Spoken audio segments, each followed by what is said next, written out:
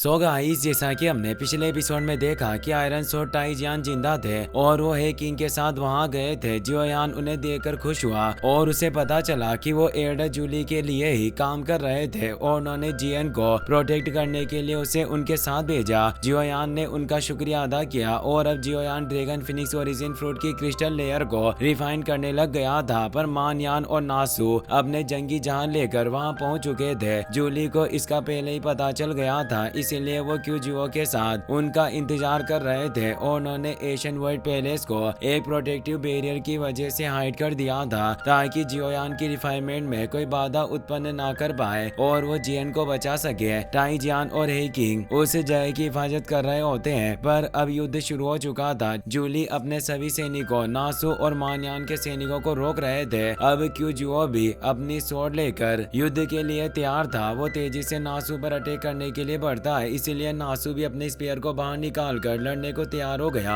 और अब उन दोनों के बीच एक फियर्स फाइट होना स्टार्ट हो जाती है। क्यूजिओ अपने स्वॉर्ड स्पिन मूव से अटैक करता है, पर नासू स्पीयर से उसके अटैक को रोक लेता है क्योंकि उन दोनों की पावर सेम लेवल पर थी। मानयान भी ये सब देख रहा होता है। वो जूली से बोलता है कि अभी भी वक्त है, पीछे हट जाओ, पर जूली तैयार नहीं होते। वो कहता है कि आज मैं देखना चाहता हूँ कि 3 सालों बाद जब हम फाइट करने वाले हैं तो तुमने कितनी ज्यादा प्रोग्रेस की है। और वो अपने एक पैर को जमीन पर मारकर क्रिस्टल फील्ड को एक्टिवेट करता है, जिससे आसपास जो सभी सैनिक लड़ रहे थे वो फ्रीज होने लगते हैं। जूली भी अपनी क्रिस्टल वर्ल्ड पावर को एक्टिवेट करता है, जिससे मानयान के जो सैनिक उन पर अटैक करने आ रहे थे वो भी रुक जाते हैं और वो दोनों एक दूसरे की तरफ पावरफुल अटैक करने पड़े, जिससे वो सभी सैनिक घायल होकर दूर गिर जाते हैं। जूली की पावर भी हाफ फाइट संत रियल्म में थी, यानी उन दोनों की कल्टिवेशन लेवल सेम होती है, जिससे वो दोनों ही एक दूसरे को कड़ी टक्कर दे रहे थे और उनके टकराव से तेज एनर्जी फील्ड क्रिएट हुई जो आसपास के सैनिक को दूर फेंक रही थी और ये एनर्जी वे पहाड़ों और समुद्र में तेज लहरें उत्पन्न कर रही होती है। मानयान दूर हो गया था। वो बोलता है कि जूली, वास्तव में तुम भी हाफ फाइट संत लेवल पर पहुंच चुके हो। जूली कहता है कि हमारे ईस्ट ड्रैगन आइलैंड पर आक्रमण करना इतना आसान नहीं है और वो तेजी से उस पर अटैक करने जाते हैं, जिससे उन दोनों के बीच भी गंभीर लड़ाई शुरू हो गई। दोनों एक दूसरे पर पावरफुल अटैक करने लगे। वॉइड क्रैक उत्पन्न हो रहे थे। आसपास के सभी सैनिक काफी डरे हुए होते हैं। मानयान अपनी फिस्ट पावर से अटैक कर जूली को दूर फेंक देता है और वो कई सारे स्टोन को कंट्रोल करके एक जायंट स्टोन बॉल को क्रिएट कर डाली, जिसे वो जूली के ऊपर फेंक देता है। पर जूली अपने टीन स्लैश की मदद से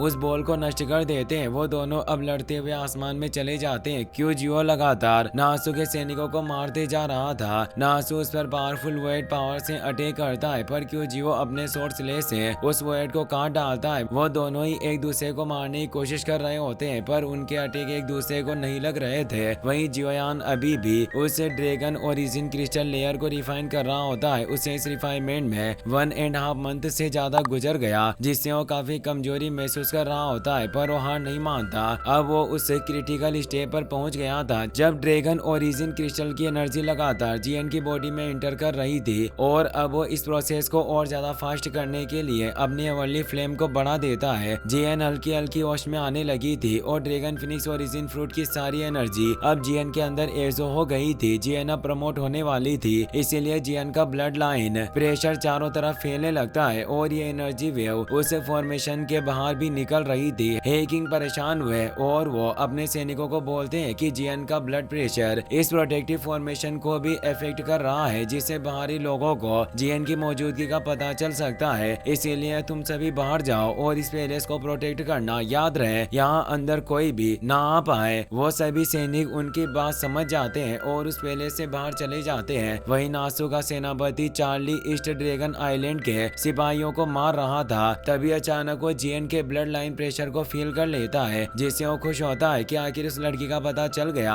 और वो अपने 4 सैनिकों को वहाँ बुला लेता है, जिनके साथ वो एशियन वर्ल्ड पैलेस की तरफ तेजी से बढ़ने लग जाता है। हे किंग को पता चल जाता है कि कोई उनकी तरफ आ रहा है। तभी प्रोटेक्टिव बैरियर पर कई सारे स्लेज से वार होते हैं, जिससे वो प्रोटेक्टिव बैरियर क्रैक होने लग जाता है और चार्ली के पावरफुल अटैक से पूरे तरीके से टूट जाता है। हे किंग परेशान होते हैं क्योंकि प्रोटेक्टिव बैरियर के टूटने से जियन की जान को खतरा था। वो अपने सैनिकों को बोलते हैं कि हमें अब इनका सामना करना होगा और वो ऊपर आ जाते हैं। चार्ली हे किंग को बोलता है कि हम दोनों एक दूसरे को काफी समय से जानते हैं और हमारी उसी पुरानी दोस्ती के चलते तुम्हें मेरे रास्ते में नहीं आना चाहिए और आज मैं तुम्हारी जान बख्श दूंगा। हे किंग कहते हैं कि ऐसा सपने में भी नहीं होगा और वो गुस्से में उसे एक पावरफुल किक मारते हैं जिससे नासू दूर हो जाता है। तो नासू ने सभी सैनिकों को उन पर अटैक करने भेजा, पर हे किंग भी अपने साथ पहले से ही सैनिक लेकर आए थे जिससे वो उन सैनिकों को रोकने लग जाते हैं। चार्ली तेजी से हे किंग पर अटैक करने बढ़ा, पर हे किंग उससे ज्यादा पावरफुल होते हैं जिससे वो उसे एक किक मारकर दूर कर देते हैं। पर चार्ली का असली मकसद जीएन तक पहुंचकर उसे खत्म करना था, इसीलिए वो आगे से हटकर जीएन की तरफ बढ़ने लग जाते हैं। पर तभी उसके आगे एक वॉइड पोर्टल ओपन होता है जिसमें से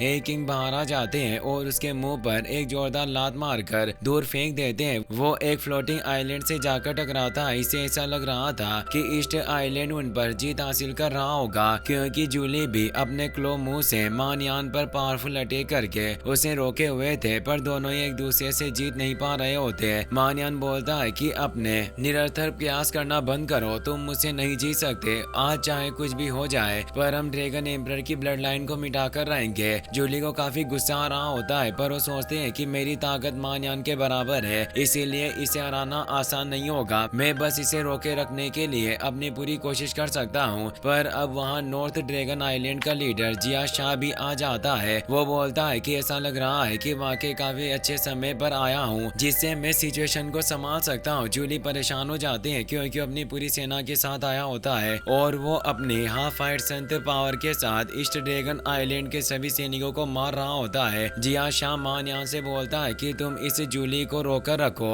और बाकी सब कुछ मुझ पर छोड़ दो, मैं व्यक्तिगत रूप से उस रॉयल ब्लड लाइन वाली लड़की को खत्म कर दूंगा। मानयान उसकी बात मान लेता है और वहाँ से जूली से फाइट करने लगता है और अब जिया शाह तेजी से सैनिकों को मारते हुए आगे बढ़ने लगता है। जूली उसे रोकने जाते हैं पर मानयान आगे आकर उन्हें पंच मार देता है जिससे वो दूर चले जाते हैं। वो समझ गए थे कि वो मानयान के होते हुए जिया शाह को रोक नहीं सकते, इसलिए वो हे किंग से बोलते हैं कि जल्दी से इसे रोको। हे किंग जिया शाह को आते हुए देख रहा था। वो हैरान था कि नॉर्थ ड्रैगन आइलैंड भी युद्ध में शामिल हो चुका है। जरूर इन तीनों ड्रैगन क्लेन ने हमारे खिलाफ चाल चली, पर हम इन्हें इनके प्लान में कामयाब होने नहीं दे सकते, चाहे आज मैं मर क्यों ना जाऊं। पर तभी पीछे से चार्ली आ जाते हैं जो उस पर अटैक करता हुआ बोलता है कि तुम्हारा अपोनेंट मैं हूं और अब उन दोनों के बीच फाइट स्टार्ट हो जाती है। जिया शाह ड्रैगन पीछे के बाहर पहुंच चुका था। वो जीएन को देख पा रहा था और कहता है कि ये लड़की एम्परर ब्लड लाइन की आखिरी वंशज है और ये अभी सिर्फ एक बच्ची होने के बावजूद इसका इनबॉर्न ब्लड लाइन प्रेशर पहले से ही इतना ज्यादा हो चुका है कि ये स्थिति को उजागर कर रहा है। अचानक टाइजान वहां जाते हैं जो उसके कई सारी सोर्स से अटैक करते हैं, पर वो एक वॉइड पोर्टल के थ्रू उनके अटैक को आसानी से रोक लेता है। टाइजान बोलते हैं कि अगर आज तुम आगे बढ़ना चाहते हो तो तुम्हें मेरी बॉडी से होकर गुजरना होगा। जिया शाह बोलता है कि क्या तुम अपनी पावर को नहीं जानते जो मेरे हाथों मरना चाहते हो, और वो उस पर तेज प्रेशर डालने लगता है। पर टाइजान अपनी पूरी पावर से उस पर अटैक करने लगते हैं। इससे पहले ही जिया शाह उन्हें दूर फेंक देता है और अब वो उस पैलेस के ऊपरी भाग पर आ जाता है जहाँ जियोयान क्रिस्टल लेयर को रिफाइन कर रहा था। वो पहचान जाता है कि ये ड्रैगन फिनिक्स से क्रिस्टल लेयर है। उसे समझ आया कि जीएन पूरी तरीके से ड्रैगन फिनिक्स ओरिजिन फ्रूट की पावर को एब्जॉर्ब नहीं कर पाई, जिससे उसका एवोल्यूशन कंप्लीट नहीं हुआ। पर अब जीएन की बॉडी लगातार एनर्जी उत्सर्जित कर रही थी और ये काफी पावरफुल ब्लड लाइन प्रेशर था। जिया शाह सोचता है कि अगर मैं इस लड़की के रॉयल ब्लड लाइन को प्राप्त कर पाऊँ तो मैं इस पूरे वॉइड एशियन ड्रैगन को एकजुट करके अपने कंट्रोल में ले सकता हूँ और इस पूरी दुनिया पर भी रूल करना मेरे लिए असंभव नहीं होगा। और वो अपनी पावर से जीएन को कंट्रोल में लेने की कोशिश कर रहा होता है, पर जियोयान के एवनली फ्लेम की वजह से उसकी एनर्जी काम नहीं करती। जियोयान लास्ट स्टेप में पहुंच गया था जब वो क्रिस्टल पूरी तरीके से क्रैक हो सकता है, इसीलिए वो अपनी एवनली फ्लेम को और ज्यादा बढ़ा देता है। जिया शाह को एहसास होता है कि यह वाकई एक पावरफुल एवनली फ्लेम है और वो पूछता है कि लड़के तुम आखिर हो कौन, जल्दी से अपनी एवनली फ्लेम को बंद करो। वो उसे अपना नाम बताता है कि मैं जियोयान हूँ और मैं ड्रैगन आइलैंड को बचा रहा हूँ क्योंकि इस पर ड्रैगन एम्परर का हक है। तुम रॉयल ब्लड लाइन को छीनना चाहते हो, क्या तुम्हें डर नहीं है कि अगर ड्रैगन एम्परर लौट आए तो तुम्हारा क्या हश्र होगा। जिया शाह बोलता है कि ड्रैगन एम्परर काफी सालों पहले ही गायब हो गए थे, वैसे भी तुम एक बाहरी व्यक्ति होते हुए हमारे एशियन वर्ल्ड ड्रैगन क्लेन के मामले में क्यों पड़ रहे हो। अब मेरे पास ज्यादा वक्त नहीं बचा है और वो जीएन पर अटैक करता है, पर ये सिर्फ एक क्लोन था और जियोयान ऊपर मौजूद था। वो बस उसे विलंबित कर रहा था क्योंकि अब वो उस स्थिति में पहुंच गया था जब जीएन ट्रांसफॉर्म हो सकती थी। जिया शाह को काफी गुस्सा आता है कि ये लड़का मेरे साथ ट्रिक खेलने की कोशिश कर रहा है और उस पर अपना क्लू अटैक करने के लिए आगे बढ़ता है। किंग ये देखकर डर जाते हैं और उसे बचाने के लिए बढ़ते हैं, पर चार्ली उन्हें रोक देते हैं। जिया शाह कह रहा था कि लड़के आज तुम्हारा अंत मेरे हाथों होगा, पर उसका क्लो जियोयान को छूता उससे पहले ही जियन की बॉडी से तेज गोल्डन एनर्जी उत्सर्जित होने लगती है, जो इतनी ज्यादा होती है कि वो उस क्लो को नष्ट कर देती है और अब वो एवोल हो रही थी, जिससे पूरा आसमान सुनहरा हो गया था और एशियन वाइट ड्रैगन नजर आता है। पूरा ड्रैगन आइलैंड जियन की एनर्जी से चमक उठा और अब जियन अपने ओरिजिनल फॉर्म में लौट आई थी और उसकी पावर काफी बढ़ गई थी। उसे पता होता है कि जिया शाह जियोयान को मारना चाहता था, इसीलिए वो उस पर अटैक करने लगती है। वो उससे बचने की कोशिश करता है पर बच नहीं पाता, क्योंकि रॉयल ब्लड लाइन की पावर होने से काफी असीम थी और वो बुरी तरह से घायल हो जाता है। जियन की पावर 4 स्टार फाइट संत रियल्म में पहुंच गई थी और उसकी पावर उसके चेहरे से ही झलक रही थी। वो कहती है कि अगर तुम जियोयान के एक बाल को भी नुकसान पहुंचाते